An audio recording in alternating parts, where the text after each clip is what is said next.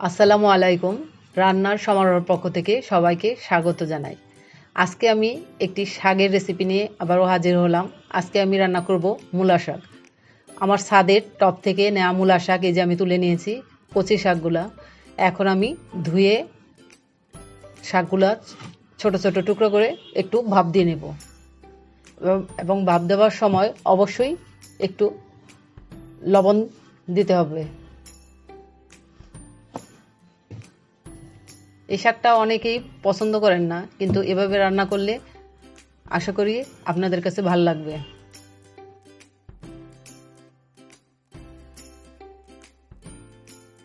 এখন রান্নার পালা।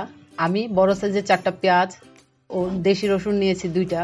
আপনারা ইচ্ছা করলে পেঁয়াজের পরিমাণ বেশিও দিতে পারেন, কোনো সমস্যা নাই। আমি এখানে সরষের তেল দিয়ে রান্না করছি। 1 কাপ পরিমাণ তেল দিয়ে নিলাম।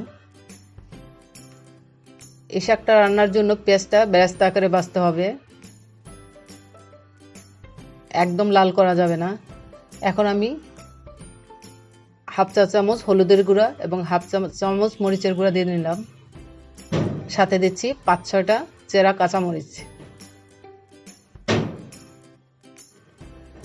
আমি ব্লাইন্ডারে ঠান্ডা করে শাকগুলো ব্লেন্ড করে নিয়েছি। দেখেন,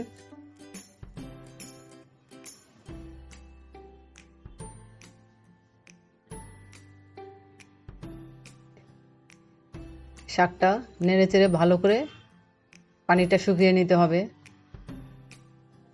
আমি সিদ্ধ সময় যেহেতু লবণ দিয়েছি, এখন আর লবণ দিই নাই। আপনারা অবশ্যই রান্নার সময় তা চেক করে নেবেন। এই যে আমার শাক প্রায় রান্না হয়ে গেছে। আপনারা সব সময় শাক রান্না করার সময় শাকটা আগে ধুয়ে নেবেন, তারপরে শাকটা রান্না করবেন। কেটে ধুলে এর পুষ্টিগুণ নষ্ট হয়ে যায়। এখন শাকটা রান্না প্রায় হয়ে গেছে। দেখেন, শাক থেকে প্রায় তেল তেল বেরিয়ে আসছে। এই যে যখন এরকম পর্যায়ে যাবে তখন শাকটা রান্না হয়ে গেছে। আপনারা ইচ্ছা করলে যখন পেঁয়াজ ভাজবেন তখন এর সাথে চিংড়ি মাছও দিতে পারেন, খুব ভালো লাগে চিংড়ি মাছ দিয়ে। আজকে আমার কাছে চিংড়ি মাছ ছিল না, তাই আমি এভাবে করেছি। আপনারা যদি চান তাহলে চিংড়ি মাছ দিয়ে রান্না করে খেতে পারেন। আপনারা অবশ্যই এই শাকটা রান্না করে এইভাবে খাবেন, আশা করি ভালো লাগবে।